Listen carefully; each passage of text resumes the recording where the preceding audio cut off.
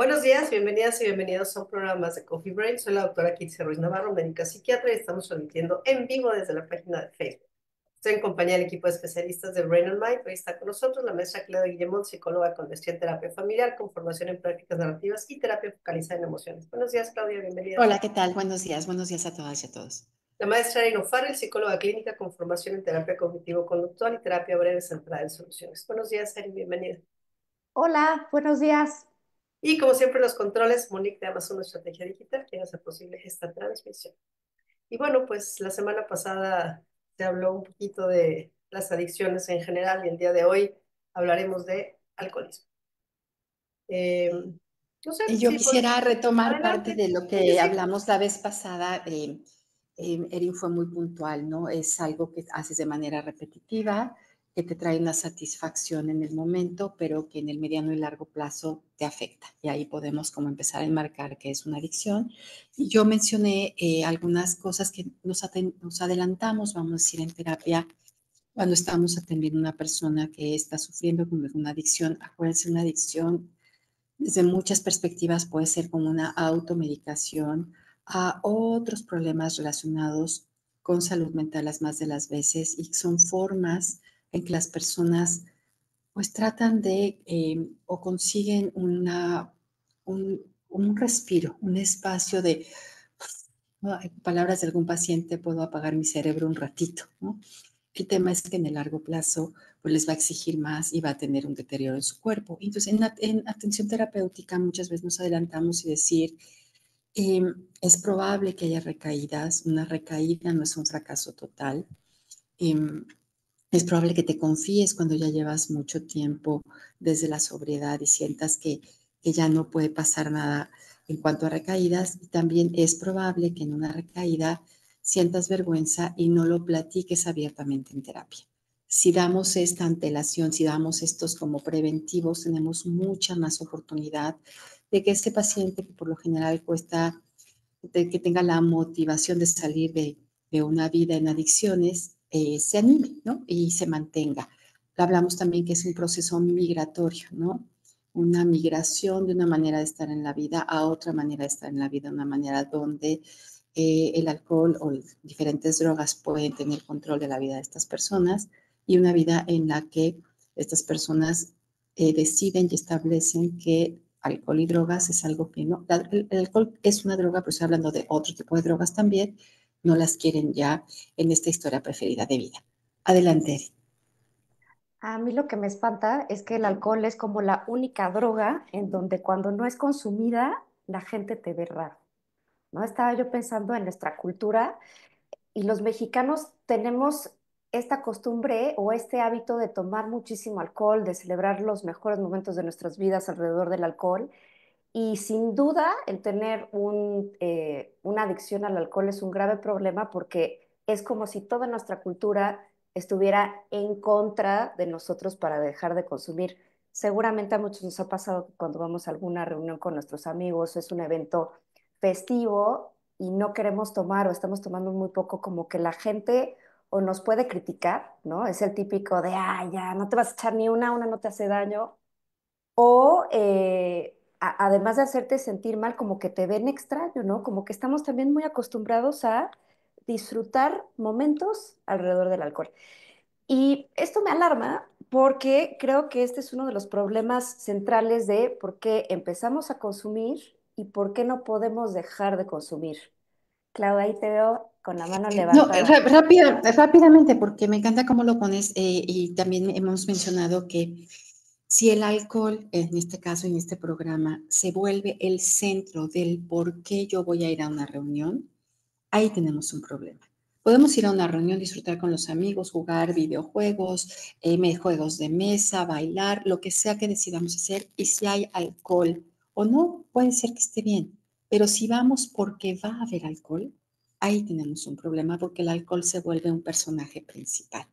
Adelante. Y también hay como muchos mitos asociados al alcohol que ahorita platicaremos, ¿no? Como que el tomar una copa de alcohol diario es algo saludable. Y bueno, esto tiene una explicación, ¿no? De por qué el marketing es una gran herramienta para crear estos mitos, ¿no? No sé si alguna vez en algún programa mencioné que también, o le he platicado con alumnas, mencioné también que hubo un tiempo en donde los huevos estaban vistos como un alimento muy problemático porque la industria de los cereales de cajita decidió que era muchísimo más sano, o querían vender esa idea, era más sano desayunar cereal de cajita en lugar de un huevo, y hoy en día entendemos por medio de estudios que esto no es verdad.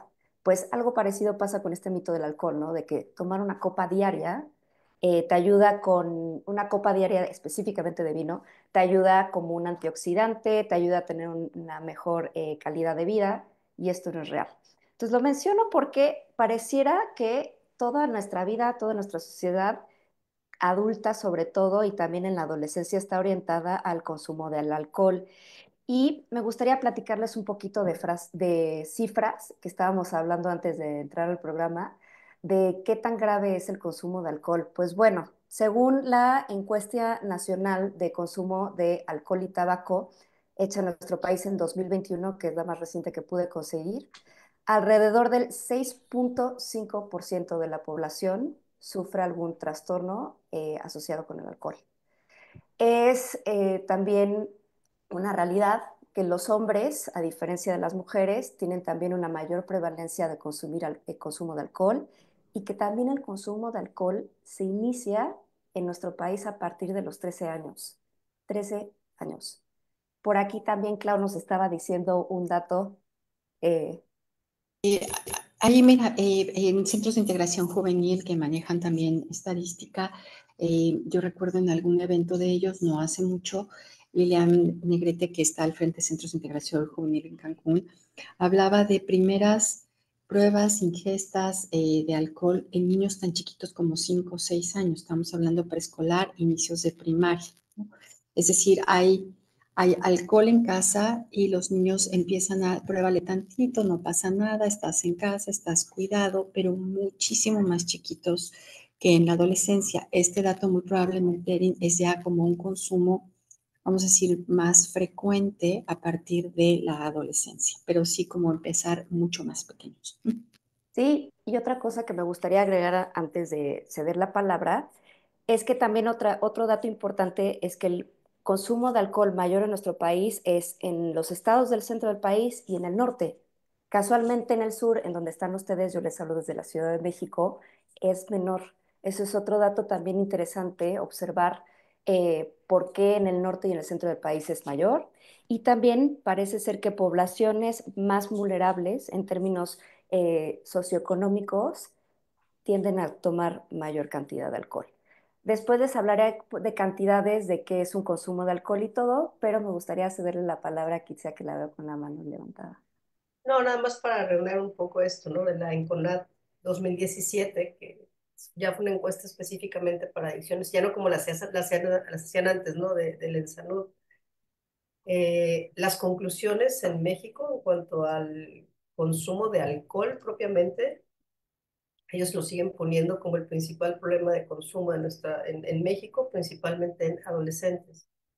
Los hombres, ahí les va, sí, siempre han consumido más, o sea, como por índices, pero no es así en los adolescentes.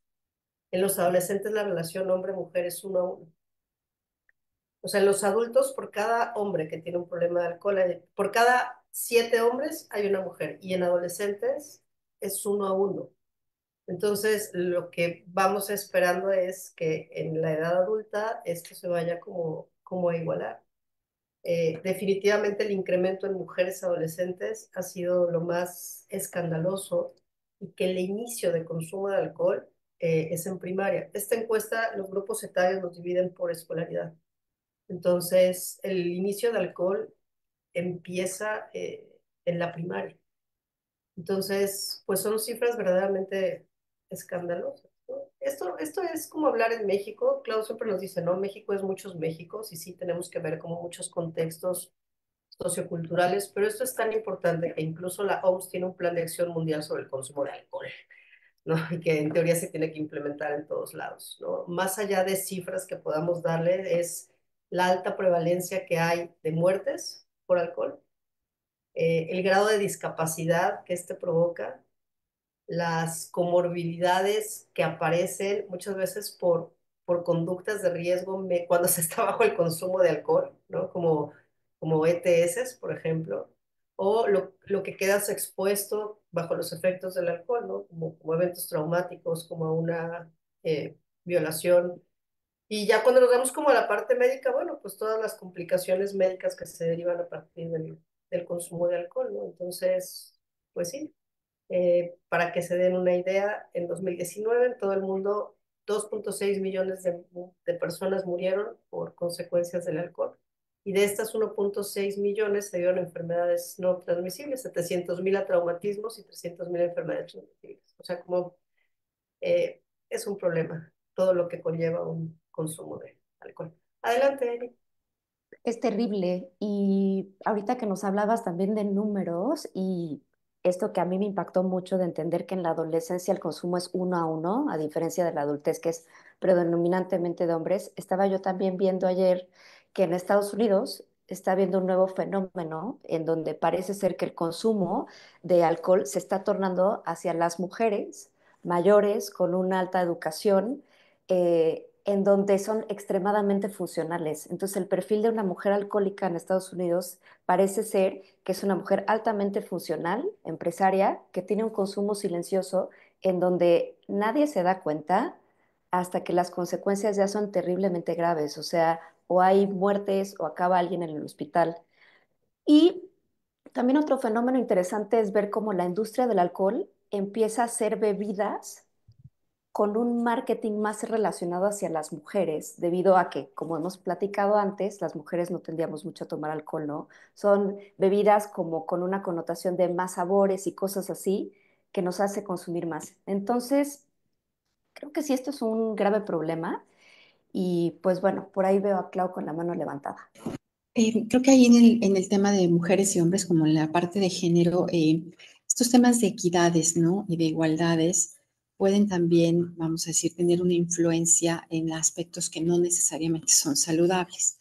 Algo que yo veo en las adolescentes es que eh, es un estado de vulnerabilidad enorme, pero además no es, bueno, vamos a cuidar a quien se alcoholizó, sino vamos a tomar provecho o a tomar una ventaja de quien se alcoholizó. O espérate a que esté alcoholizado para entonces poder hacer esto o aquello. Entonces, si todavía conductas de riesgo mayores que pueden ser sexuales, por ejemplo. Hay un tema de cuidado de la comunidad. No sé, acuérdense campañas de si tomas no manejes, el conductor designado, por supuesto los programas de alcoholímetros, todas estas cuestiones que socialmente y desde la política pública se tratan de abordar, eh, pero la diferencia que yo veo hoy es, híjole, se aprovechó de esta chava porque estaba alcoholizada. No, la alcoholizó para aprovecharse de ella. Es decir, hay una inversión en el tema de cómo nos estamos descuidando socialmente. Adelante, Val. Adelante, audio. Perdón, buenos días a todos. Pensaba también en el impacto que esto tiene a nivel familiar, porque es fácil señalar pues es el borrachito, o es la que siempre se pone peda, o híjole, qué pena, mm, pone en ridículo a la familia. Y el alcoholismo no es algo, claro, evidentemente hay un predominio, eh, hay un protagonismo de alguien dentro de la familia o de algunos dentro de la familia, pero a mí me gustaría poner sobre la mesa que es una familia alcohólica, es una familia con estas características en donde de alguna manera muchas veces velada se fomenta el consumo de alcohol y nadie asume como la responsabilidad de haberlo incitado, sino que pues es mejor quizás mantenerse dentro del estatus y dentro de la famosa zona de confort y decir, bueno, pues es él o es ella los que se alcoholizan. O no tiene tanto problema porque en realidad solamente consume los fines de semana. Ay, no seas tan estricta, relájate un poquito, ¿no? O sea, y por otra parte, el estigma de vas a salir con un hombre, vas a salir con una mujer y es neta que no tomas alcohol. ¿Por qué no tomas alcohol? ¿O eres un alcohólico seco O sea, ya tuviste un problema de alcoholismo y entonces yo ya tengo que tener cierto cuidado a la hora de relacionarme contigo. O, o qué raro que no tomes, ¿no? O sea, ¿por qué se te salen las cosas de control? ¿Por qué tú no puedes decidir hasta dónde? Y de plano has optado como por la estrategia de, pues mejor no consumo absolutamente nada. Y son como muchas cuestionantes que dejo sobre la mesa como para que las tomemos de reflexión y pensemos, pues, cómo fue nuestra familia, quién nos inició a nosotros en el consumo de alcohol, si está asociado a alguna fiesta o algún momento de celebración, cuando es una graduación, cuando es una primera comunión, cuando estamos muy contentos y estamos conmemorando algo. eh, y por qué? ¿Por qué nos ponen en otro nivel de fiesta, ¿no? O sea, es evidente por todos los efectos que el alcohol hace en nuestro cuerpo, pero ¿por qué lo necesitamos? ¿Por qué lo necesitamos para convivir, para sentirnos más en confianza, para sentirnos más relajados, para armarnos de valor y a lo mejor pues tener esa conversación que no nos hemos animado o que nosotros utilicemos que esa otra persona, como decía Clau, ¿no? En algún momento ya está borracha, bueno, pues ya acércate y pídele el permiso. Aprovecha que tu papá ahorita ya va en su tercera chela viendo la NFL, acércate y con carita como muy linda, dile que eres eh, su hija preferida y que porfa te dé oportunidad de salir al antro, ¿no? O sea, cómo utilizamos y cómo lo manejamos dentro de nuestras casas y cómo fue que fuimos iniciados. Pues creo que esa es justamente la complicación que se tiene para poder identificar el problema, ¿no? Y empezar vamos a empezar quizá como a redondear un poquito, ¿no? De lo que es un trastorno por consumo de alcohol, ¿no? Una intoxicación por alcohol, abstinencia del alcohol y bueno, muchos otros trastornos inducidos por consumo de alcohol. Si nos fuéramos como estrictamente a revisar los criterios diagnósticos, no, bueno, pues me queda claro que entonces todos tendríamos como un problema con el alcohol. El tema es la normalización a la patología, ¿no? Es la normalización del consumo, ya sea de abuso o dependencia, o que siempre la vida social tiene que girar en torno a. Entonces, sí me gustaría definir un poquito lo que es el trastorno por consumo de alcohol para tenerlo como muy, muy claro, ¿no? Y aquí sí nos vamos a ir a los criterios diagnósticos del libro del DSM-5. Importante mencionar, como todo trastorno mental, es el patrón de consumo es problemático y va a provocar un deterioro o malestar clínicamente significativo que se manifiesta al menos por dos. Fíjense bien, de este listado que les voy a dar, aunque solamente se tengan dos cosas, por lo menos durante un consumo de un año, ya tenemos un problema. Sin ponerle más nombre, ¿eh? Sin ponerle como otro especificador. Uno, se consume alcohol con frecuencia en cantidades superiores o durante un tiempo más prolongado del previsto. Aquí voy a hacer una pausa, ¿no? Un consumo no peligroso de alcohol es una copa para las mujeres al día, digo, por los gramos que tiene, y dos para los hombres. Se acabó. Más de eso ya es una cantidad excesiva. O sea, o sea, no, no, no, no hay que buscarle tanto pero si tiene menos concentración de alcohol, más, ¿no? O sea, a grandes rasgos es eso. Existe un deseo persistente o esfuerzos fracasados de abandonar o controlar el consumo de alcohol. Se invierte mucho tiempo en las actividades necesarias para conseguir alcohol, consumirlo o recuperar sus efectos. Y no es que se esté buscando el alcohol todo el tiempo, simplemente es aquellas personas que buscan el pretexto perfecto para la reunión, pero no por la reunión, sino para el alcohol. Vean cómo son cosas que cuando las interpretamos a lo normal, pues sí, es que es más grave y es más fuerte el tema del alcohol de lo que alcanzamos a ver. Ansiedad o un deseo por consumir alcohol, consumo recurrente que lleva al incumplimiento de los deberes escolares, laborales del hogar, consumo cotidiano a pesar de sufrir problemas sociales e interpersonales persistentes provocados por los efectos del alcohol. El consumo provoca un abandono o reducción importante de las actividades sociales, profesionales o de ocio. Consumo recurrente en situaciones que provoca un riesgo físico. Se continúa el consumo a pesar de ya saber que se tiene un problema físico, psicológico o recurrente y que se exacerba por el alcohol.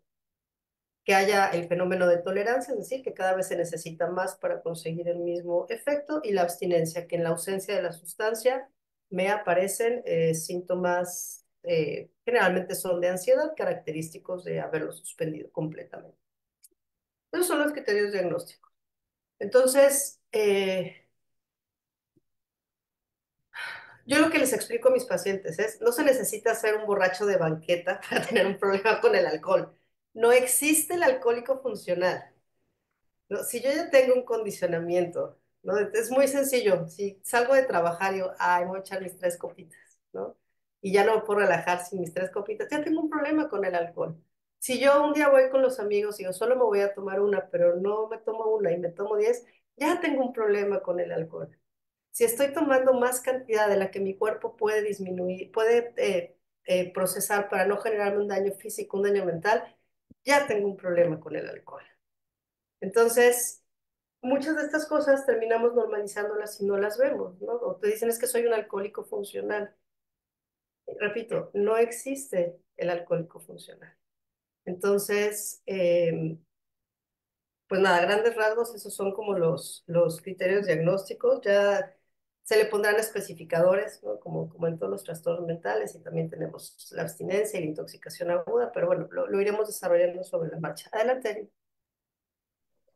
Es correcto, y yo agregaría también los famosos cravings, que es como este antojo muy ansioso de tomar, ¿no? De estar tomando y tomando y tomando.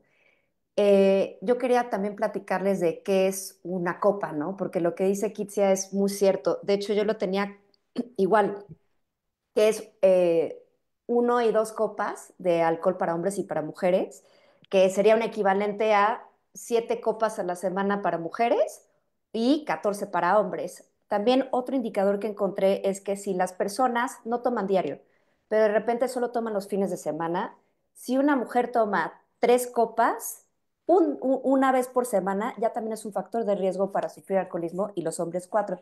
Itzia, Oye, te Ari, veo ahí pero con sí, ganas de solo agregar sí, algo. fíjate bien, sí, solo sí, si no se tiene alguna contraindicación para no hacerlo. Ahí te va. O sea, es como el diabético que dice, bueno, yo solo me tomo 2 copitas al día. Sí, cuate, pero eres diabético. O sea, no deberías de tomar ninguna. O los pacientes que me regatean, ¿no? A ver, yo recomiendo que mientras estás en tratamiento no tomes. ¿Cómo?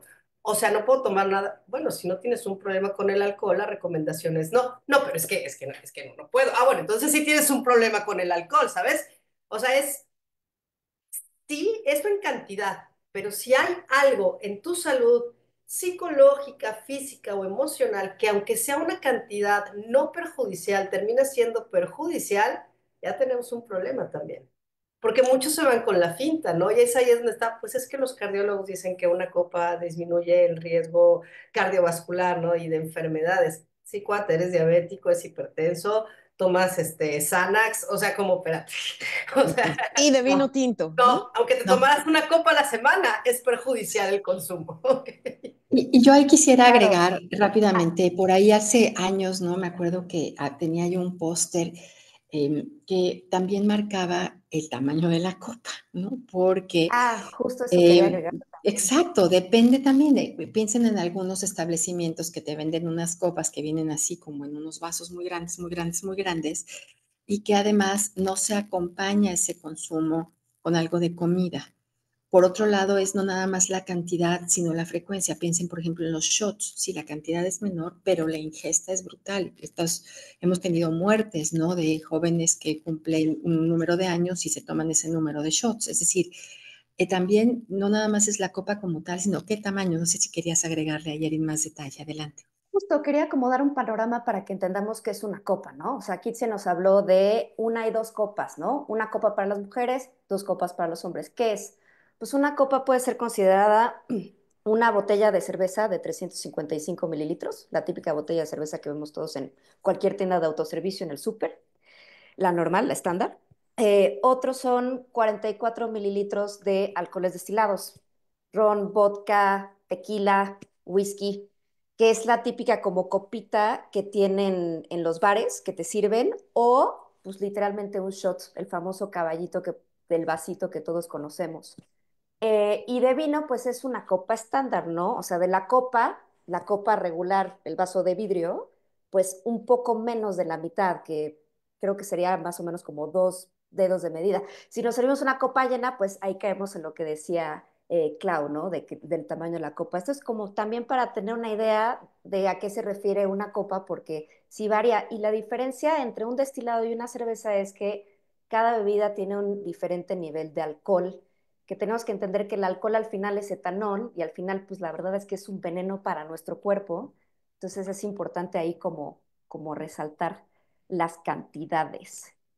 Y bueno, no sé si a alguien más le gustaría agregar algo de ahí o... Ah, y algo que también les quería contar era como qué consecuencias causa el alcoholismo, ¿no? En enfermedades. Algo que a mí me impactó también investigando para este programa fue entender que hay una gran relación entre cáncer de mama y alcoholismo. Yo no sabía esto. No sé si alguien más nos quiere platicar de enfermedades, pero también hay problemas gástricos. Te veo por ahí, Bárbara. Perdón, a mí me encantaría, Erin, para redondear, porque tú comentabas algo súper importante relacionado a definir el consumo. Y pienso que sí es muy importante definir uso, abuso y consumo, como para que las personas que nos escuchan puedan hacer esa distinción, ¿no? O sea, una cosa es sí usarlo y por eventualmente es que en una fiesta X, ¿no? Pero bueno, tú ya definirás como mucho más preciso, que creo que sí es importante. Sí, el uso es exactamente como lo decías, ¿no? De vez en cuando me tomo una copa, ¿no? De vez en cuando, por ejemplo, puede ser que en todo el año yo nada más me tomo una copa de vino en mi cumpleaños, en Navidad, en Año Nuevo. Eso sería un uso. Justo. Y luego el abuso sería que yo ya tenga un consumo recurrente de alcohol, ¿no? Podría ser una copa diario o podría ser solo los fines de semana. Y bueno, luego entra la dependencia, que es cuando mi cerebro, que la semana pasada hablábamos esto en el programa de adicciones, mi cerebro ya está cambiando porque necesito la sustancia para sentirme bien.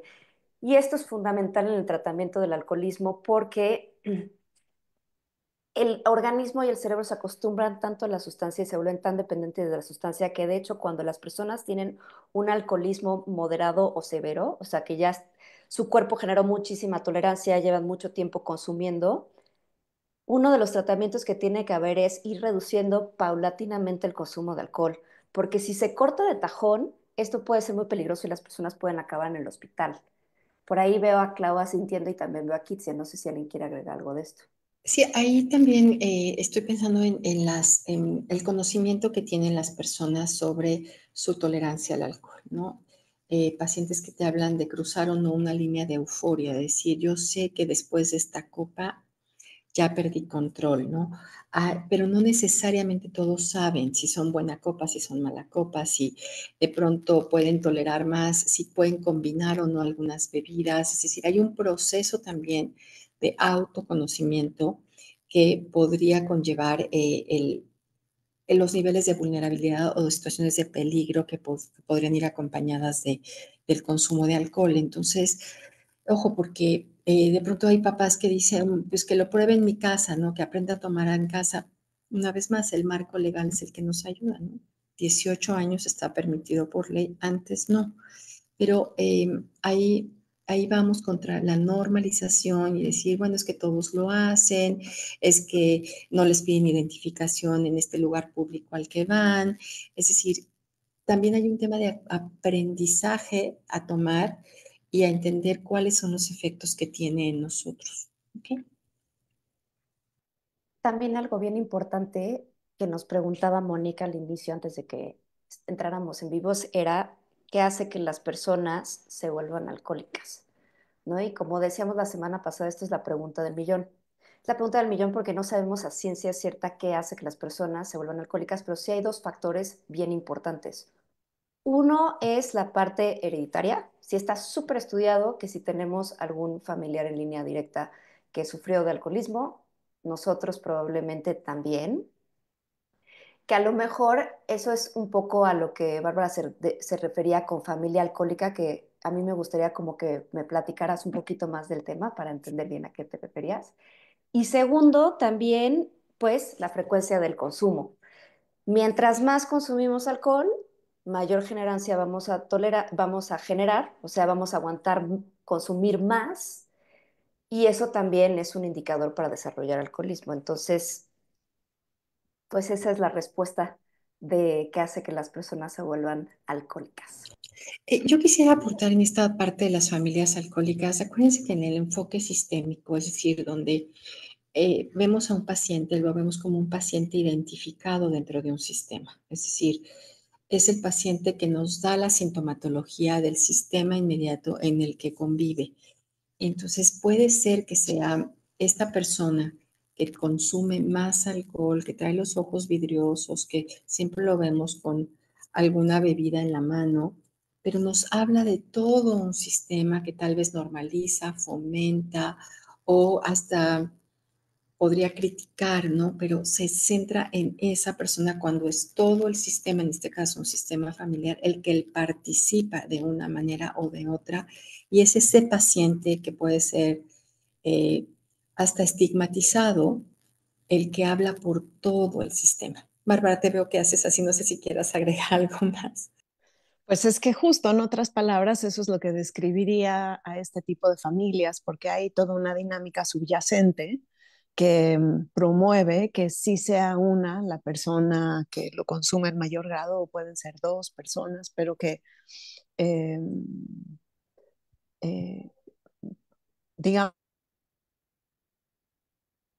esta persona que lo actúa, la que lo personifica, es para todos a la que se le identifica, pero todas estas dinámicas ocultas, como cómo le sirve a una familia que se desahogue la atención a través de un miembro, a través de la atención que se le da a esa persona, pero entonces ya dejamos de platicar de la tensión que se siente en la pareja, por ejemplo, y ahora abocamos toda nuestra atención al adolescente porque está incontrolable y justo resulta que el alcohol está involucrado 100%, o que no se le da importancia a la falta de rendimiento escolar que están teniendo los chicos, porque el papá consume un alto grado de alcohol y a lo mejor está relacionado con que es posible que pierda próximamente el trabajo. Entonces le altera mucho más a la familia pensar en la posible pérdida de trabajo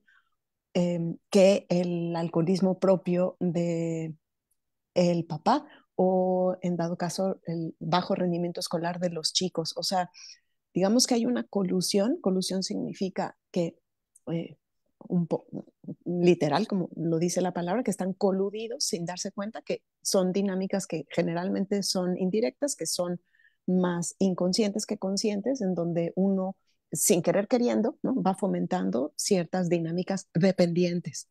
Y puede ser el alcohol por ser esta una sustancia adictiva, pero también puede ser al ejercicio o también puede ser adelantando un poquitín, dando un aperitivo para el siguiente programa. eh, eh, Cómo es importante a veces,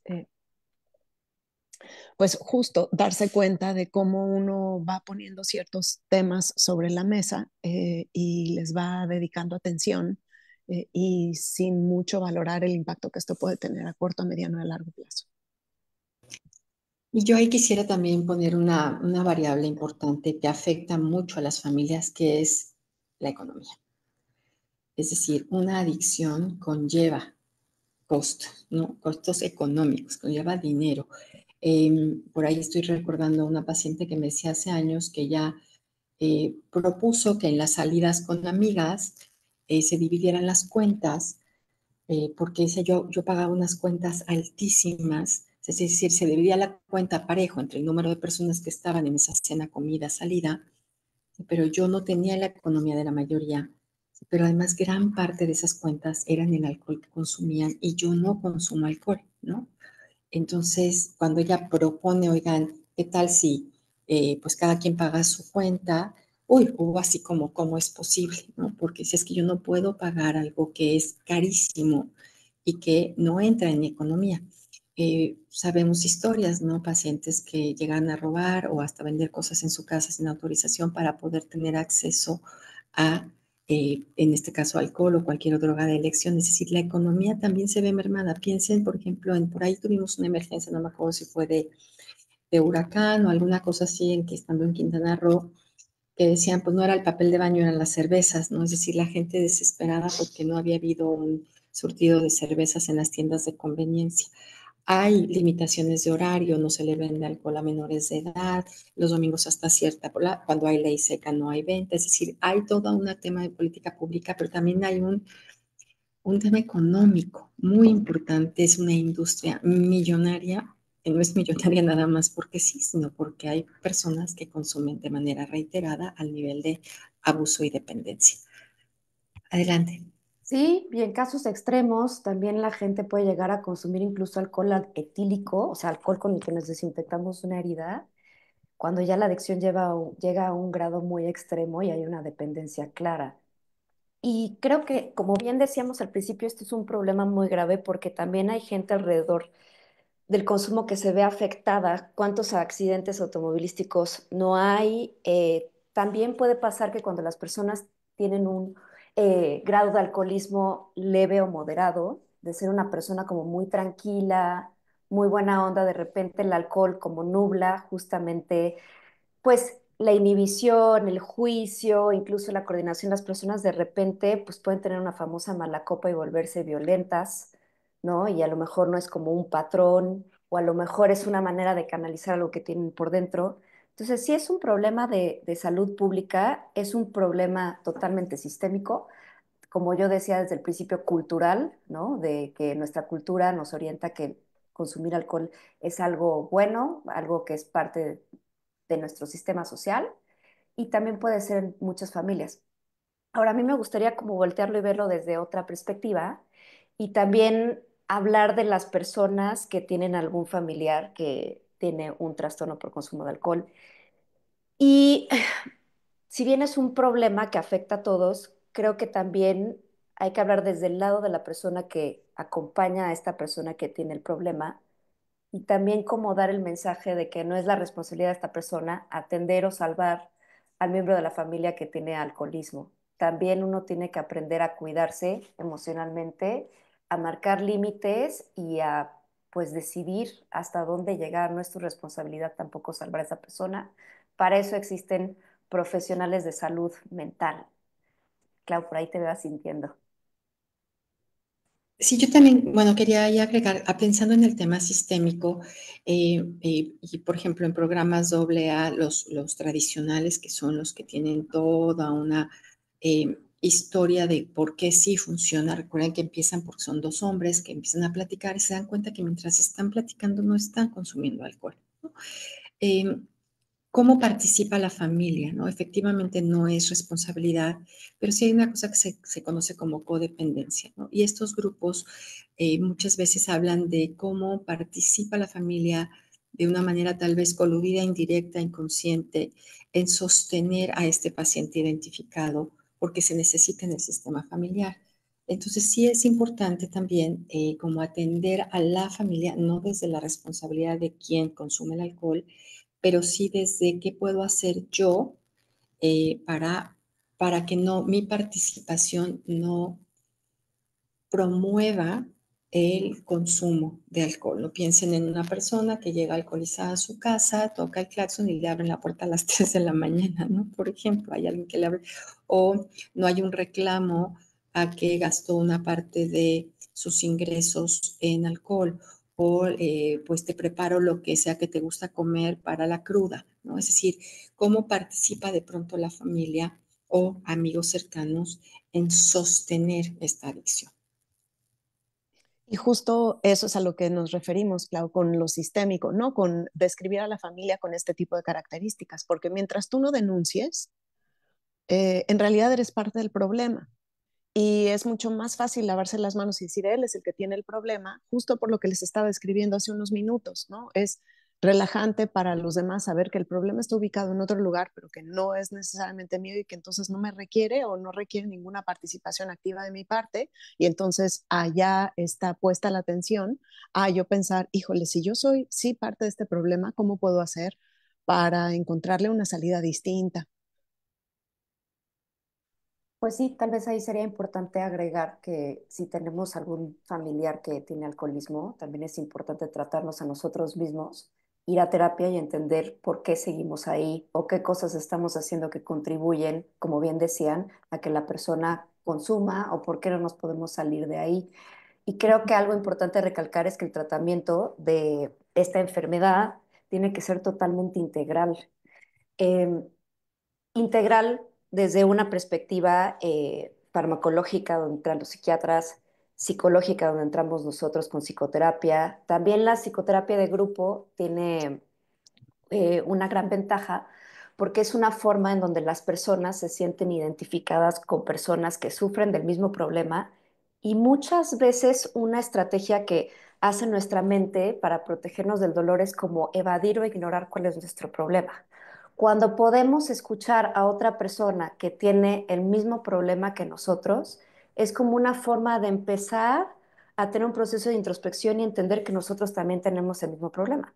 Esto es una de las explicaciones de por qué los grupos de ayuda, los grupos de psicoterapia también funcionan tanto en cuando las personas tienen un problema de adicción al alcohol.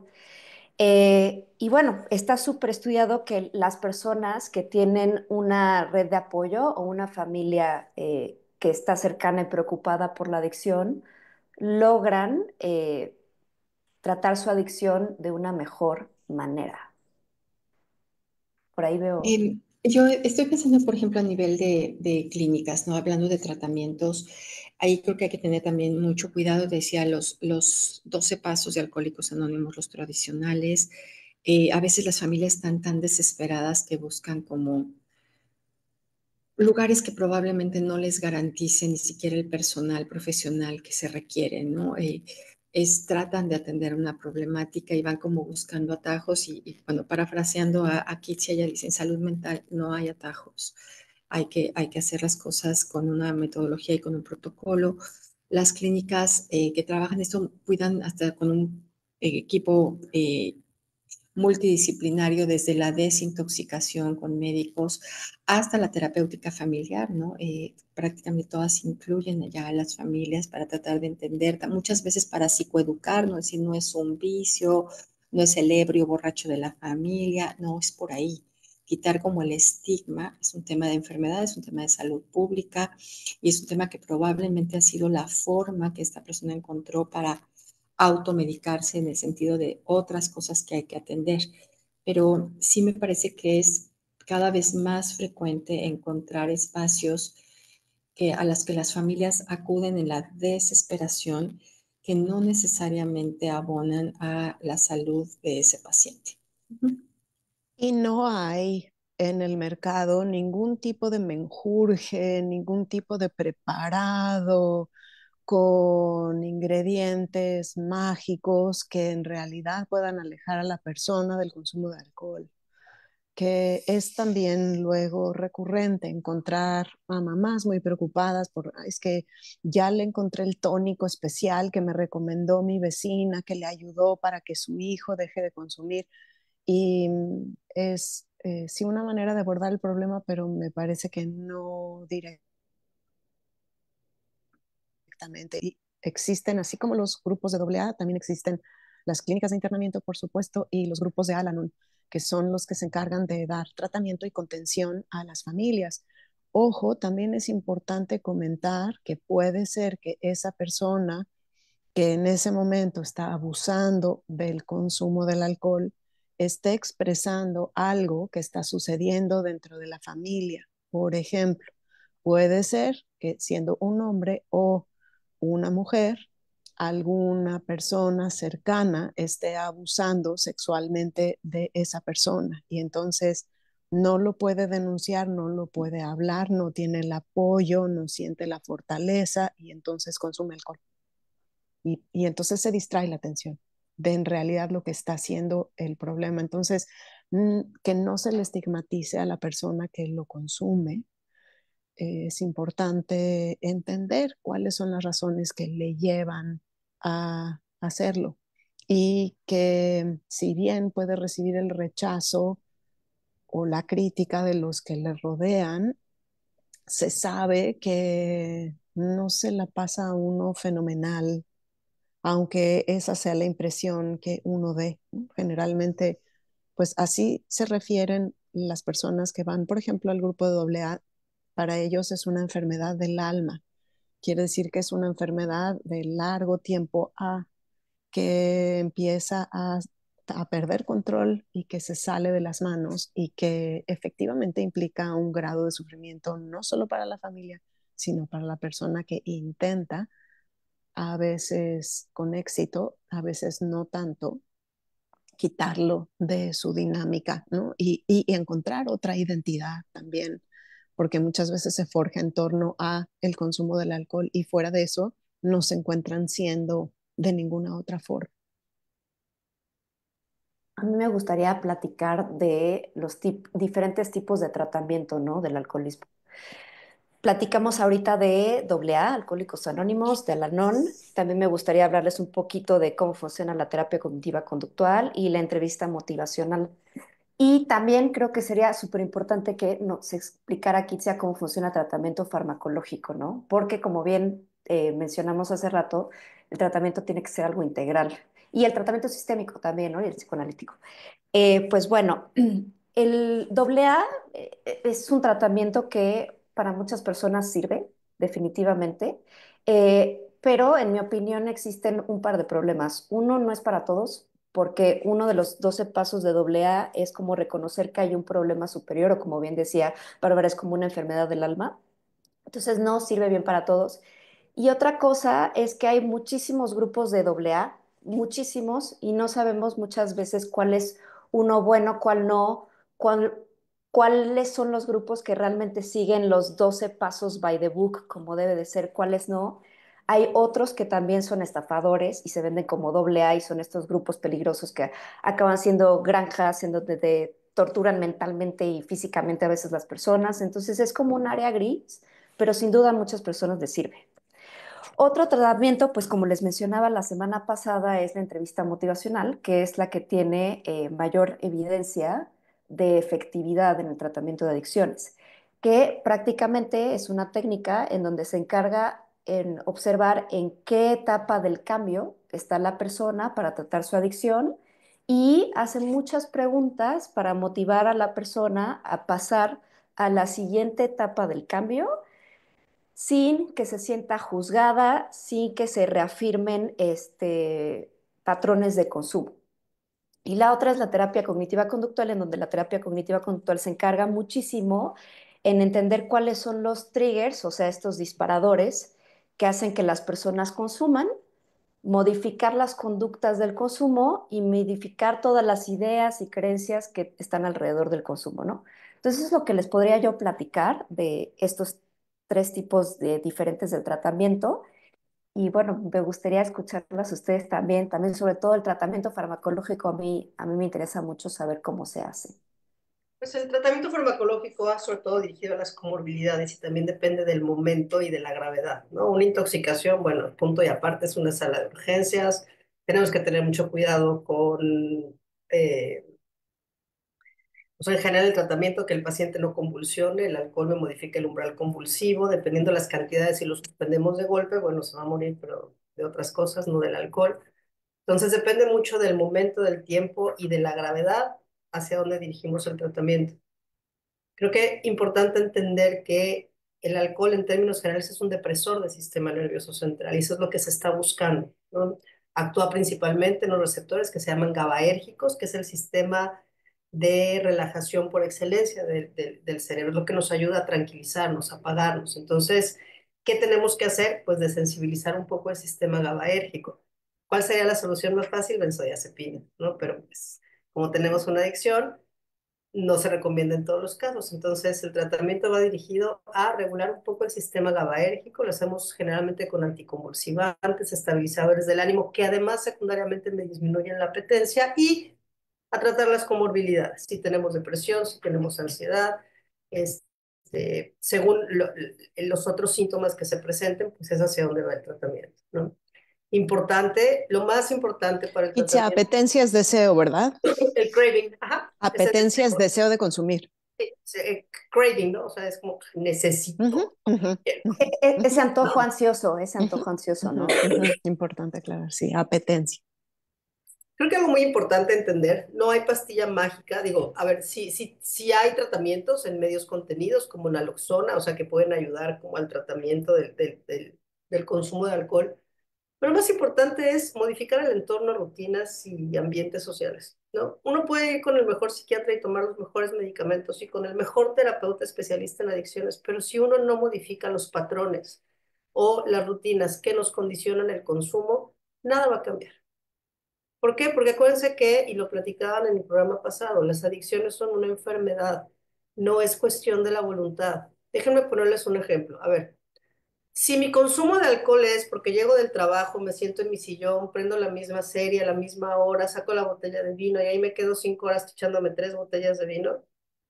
Si yo decido que ya no voy a tomar y estoy en tratamiento, si yo sigo llegando a mi casa a la misma hora, me siento en el mismo sillón, prendo la tele a ver la misma serie, no va a haber forma de que yo controle pararme en ese momento por la botella de vino. ¿Qué tengo que hacer? Modificar esa rutina. Sin esos cambios externos conductuales, no hay tratamiento que funcione. Y como bien decía Claudia, a ver, las recaídas van a estar, sí, y eso lo tenemos como clarísimo, pero es, ¿qué estoy haciendo diferente dentro de mi entorno, dentro de mis rutinas, para que un tratamiento farmacológico me funcione? ¿No? Si yo no trabajo lo que tengo detrás del consumo, ¿no? Nadie se levanta en la mañana y dice, hoy me voy a hacer adicto al alcohol. No. Un día me siento muy mal y me siento tan mal que se me cruzó algo enfrente, en este caso el alcohol, y me hizo sentir tan bien. Y entonces empecé a condicionarme y empecé a aprender que eso me generaba como mucho bienestar. Y a partir de eso lo convierto en mi ansiolítico y lo convierto ya en una rutina. Entonces hay que desensibilizar la parte aprendida que me llevó a y trabajar en lo que tenemos detrás. Fin del comunicado. Adelante. Y yo quisiera nada más un poco ya para cerrar, porque estoy viendo el horario, esta parte que mencionamos de las identidades, ¿no? La etiqueta que puede conllevar desde el estigma y la cuestión social, el tener una adicción, especialmente al alcohol, eh, a veces promueve que esas personas vivan dentro de esa etiqueta y desde esa manera de estar en la vida. Por eso el tema migratorio de identidad desde las prácticas narrativas hace mucho sentido, porque hay una historia del problema que se ha ido construyendo tal vez desde esa primera copa que me hizo sentir tranquila a lo largo de, acuérdense, es una serie de eventos ligados en el tiempo que tienen un significado.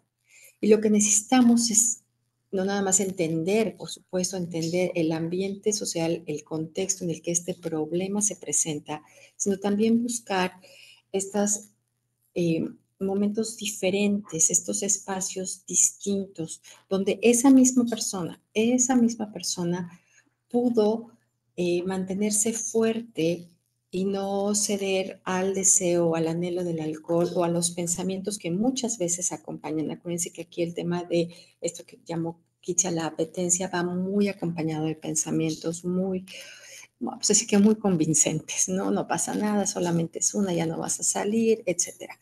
Entonces, estos momentos excepcionales, que así se llama en narrativa, necesitamos encontrarlos y empezar a construir una historia alrededor de ese evento excepcional. Y fíjate que yo tenía unas ganas de irme de fiesta y de parranda y de tomadera, pero me di cuenta que me tenía que quedar a estudiar con mi hijo, punto, ¿no? No había opción. Entonces, ese es un momento excepcional, ¿no? Y vamos construyendo y alimentando una historia que se va haciendo más rica a partir de ahí, para poder fomentar este cambio de identidad que ya está en la persona. Nunca un problema abarca el total de nuestra vida. Nos puede hacer sentir que tiene el 99.99% del control, pero nunca es el 100%. Y Adelante. fíjate, Clau, que desde la terapia cognitiva conductual hacemos lo mismo, que es reforzar esos momentos excepcionales, ¿no? Desde una parte conductual, ahora sí que tienen nombres diferentes, pero todos llegamos al mismo camino, pues se hace exactamente igual. Y bueno, para cerrar, a mí me gustaría cerrar con lo mismo del programa anterior. También a quien no vio nuestro programa anterior, se los recomiendo mucho porque probablemente abarcamos cosas muy interesantes y muy importantes que asociadas a este programa, que a lo mejor en este programa se nos olvidó mencionar o por tiempo no lo mencionamos. Pero ¿a dónde acudir? Pues bueno, primero que nada, con un psiquiatra y con un psicólogo especializado en tratamiento de adicciones. Y si no, la verdad, lo que yo siempre voy a sugerir es centros de integración juvenil, porque es una gran opción en donde nos van a dar un tratamiento desde una perspectiva integral, donde se encuentra con un doctor, con actividades sociales, con psicoterapia individual y grupal. Entonces, me parece el centro más completo para acudir a este tratamiento, además de que llevan años haciéndolo. Y bueno, hay centros accesibles en todo el país. Pues bueno, con eso me gustaría cerrar a mí. Y vean nuestro programa anterior, está muy interesante. Bueno, es que realmente hablar de alcoholismo o adicciones, bueno, nos puede dar para todo un año de Coffee Days, pero creo que a grandes rasgos como que abordamos lo más importante, ¿no? Acuérdense de esto, yo nada más cerraría con, las adicciones son una enfermedad, no es cuestión de la voluntad. Y entonces tenemos que tratarlas y abordarlas como tal. Eh, Fin del comunicado. Este, no, yo les recomiendo métanse a buscar en YouTube Nora Volko. Ella explica muy bien y tiene muchos documentos y muchos manuales cómo nos explica esto de por qué es una enfermedad y no otra cosa. Entonces, pues muchas gracias a todas y todos por acompañarnos. Gracias por sus comentarios. Gracias, Erin, Claudia, Emma, Monique de Amazon Estrategia Digital, quien hizo posible la transmisión. Les recuerdo que el programa queda grabado en redes sociales, Facebook, Instagram, YouTube, como Brain Mind MX. Si alguien desea contactar con alguno de los integrantes de Brain Mind, en la página con el mismo nombre pueden encontrar toda esa información. Y nos vemos la próxima semana, misma hora, por los mismos medios, con el tema Almond Moms, mamás que generan problemas de conducta alimentaria. Muchas gracias y hasta la próxima.